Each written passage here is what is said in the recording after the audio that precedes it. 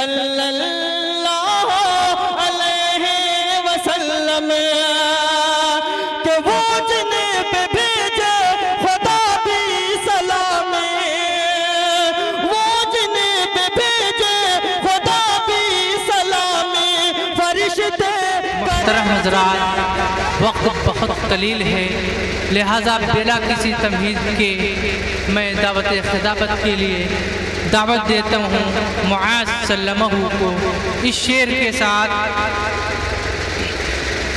تو راز کن فقا اپنی آنکھوں پر عیا ہو جا، خودی کا راستہ ہو جا، خدا کا ترجمہ ہو جا۔ معاذ سلمہ۔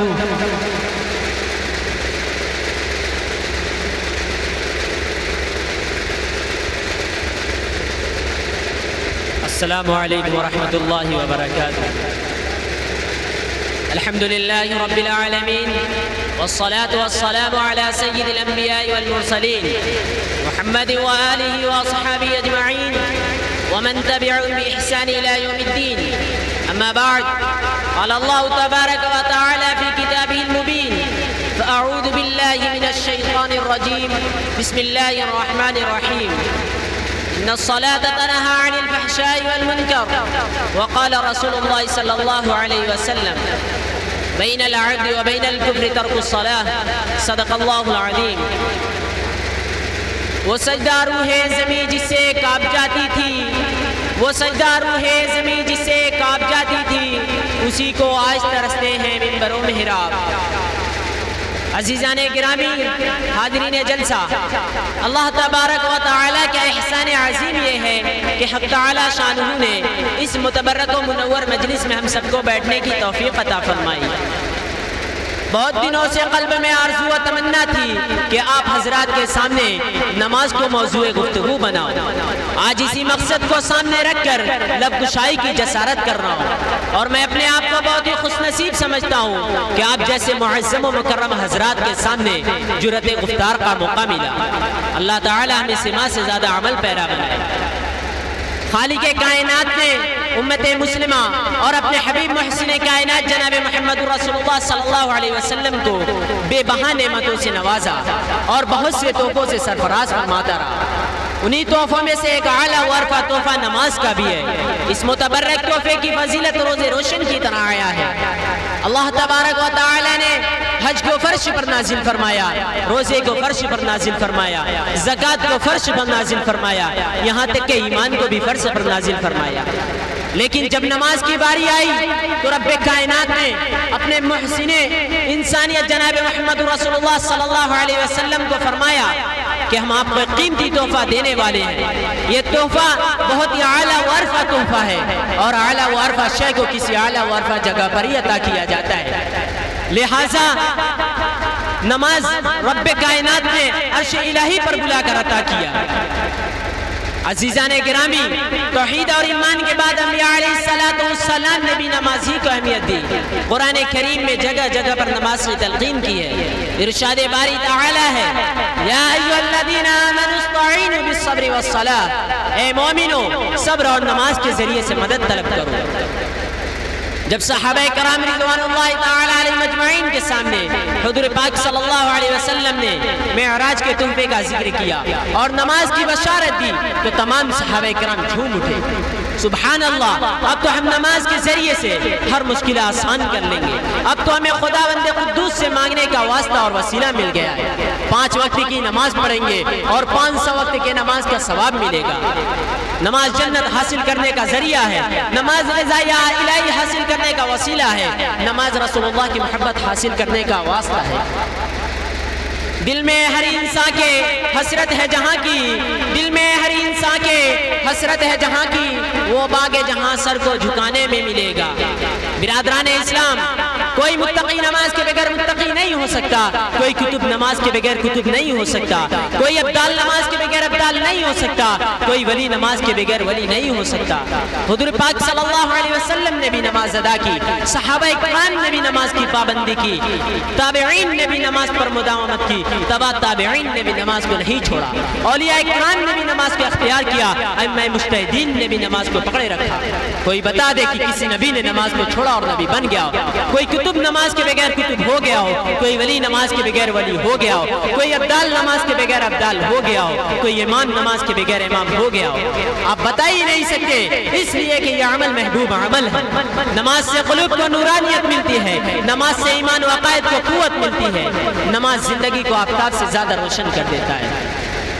نماز اس وقت چراغ کا کام کرتی ہے جب چاروں سمت اندھیرا ہی اندھیرا ہو۔ نماز تمام مصائب و پریشانی کو ڈال دیتی ہے، نماز ہی سے انسان افضل و عرفہ ہوتا ہے۔ کیوں نہ ہو، نماز ہے ہی ایسا تحفہ جس سے شیطان کا منہ کالا ہوتا ہے۔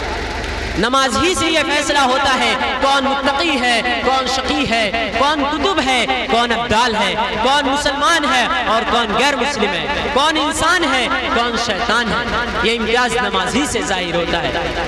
میں بغیر حوالے کے بات نہیں کرتا، مشکات شریف اٹھائیے، صفحہ نمبر 58 پر دیکھیے، حضرت جابر رضی اللہ تعالی عنہ روایت کرتے ہیں کہ نبی کریم صلی اللہ علیہ وسلم نے ارشاد فرمایا، بین الکفر و بین العبد و بین الکفر ترک الصلاة، بندے اور کفر کے درمیان فرق ہے تو صرف اور صرف نماز کا چھوڑنا۔ مشکات شریف کے اسی صفحے پر ایک اور حدیث ہے جس کے راوی حضرت بریدہ رضی اللہ تعالی عنہ ہے، روایت کرتے ہیں کہ نبی کریم صلی اللہ علیہ وسلم نے ارشاد فرمایا، العہد بیننا و بینہم الصلاة فمن ترکها فقد کفر، ہمارے اور منافقین کے درمیان جو عہد ہے وہ نماز ہے، بس جس نے نماز کو چھوڑا گویا اس نے کفر کیا۔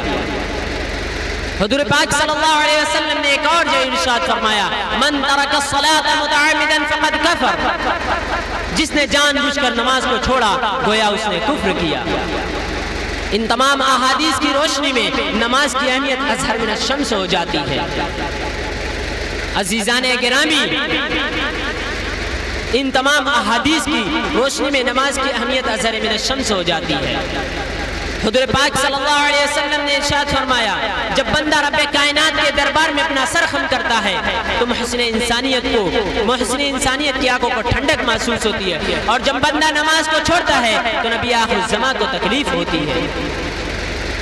پس جس نے بھی نبی آخر الزمان کو تکلیف پہنچایا گویا اس کی دنیا و آخرت برباد ہے۔ جب بندہ نماز کو ادا کرتا ہے تو حق تعالی شانہ اپنے تمام انوار و برکات کے ساتھ اس کی طرف متوجہ ہوتے ہیں، اور بندہ رحمت خداوندی کا محور بن جاتا ہے۔ شہدائیان اسلام، قیامت کے دن سب سے پہلے جو سوال ہوگا وہ نماز کا سوال ہوگا۔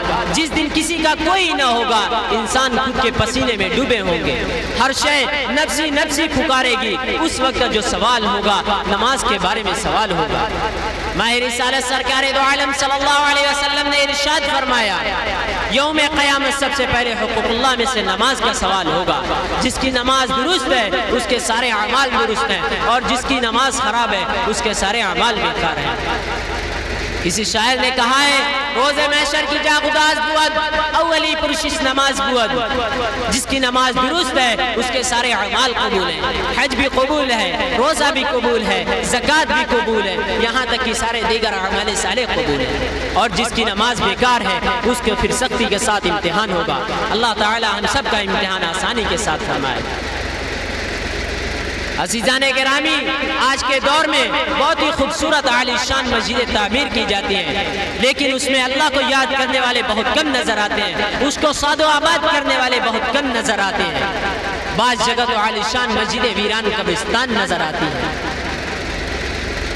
سیدان اسلام حضرت عمر فاروق رضی اللہ تعالیٰ عنہ خلیفہ دوم امامت فرما رہے تھے کہ آپ پر قاتلانہ حملہ ہوا، آپ زخمی ہو گئے۔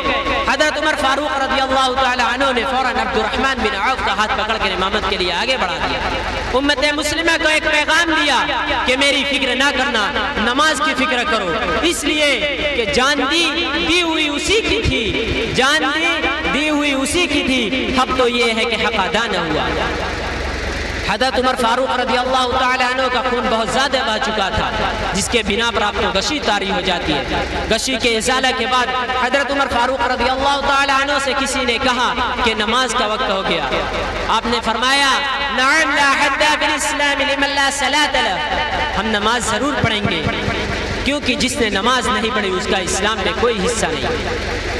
حضور پاک صلی اللہ علیہ وسلم نے ارشاد فرمایا الصلاة عماد الدین فمن اقامها اقام الدین ومن هدمها هدم الدین، نماز دین کا ستون ہے، جس نے نماز کو قائم کیا اس نے دین کو قائم کیا، جس نے نماز کو منہدم کیا اس نے دین کو منہدم کیا۔ حضرت عمر فاروق رضی اللہ تعالی عنہ نے اسی حالت میں نماز ادا کی اور فرمایا اب جب میں نماز پڑھنے سے عاجز آ گیا ہوں تو میرے زندہ رہنے میں کوئی لطف نہیں، ایسی زندگی سے کیا فائدہ جس سے رضا الہی میں کوتاہی آ جائے۔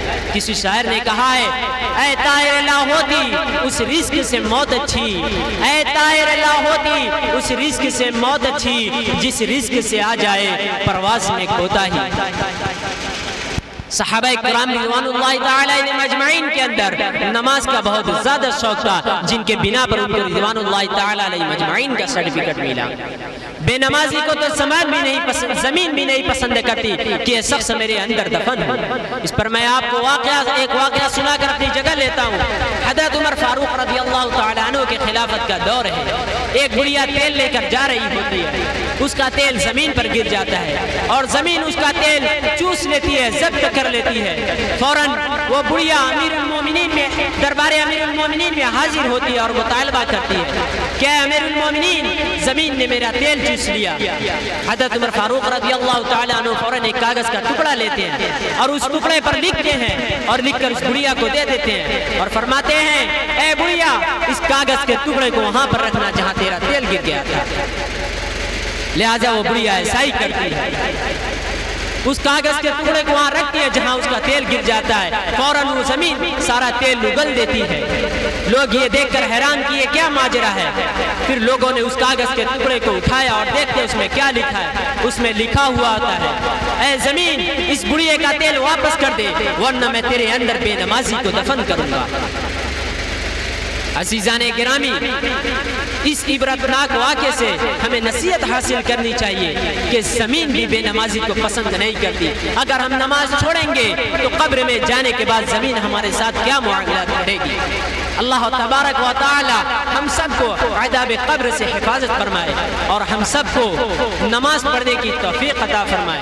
اس شعر کے ساتھ میں اپنی بات کو ختم کرتا ہوں۔ پڑھ نماز پنجگانا نہ کر کوئی بہانہ، پڑھ نماز پنجگانا نہ کر کوئی بہانہ، اس میں ہے ہم کی جنت ورنہ دوزخ ہے ہمارا ٹھکانہ۔ وما علینا الا البلاغ۔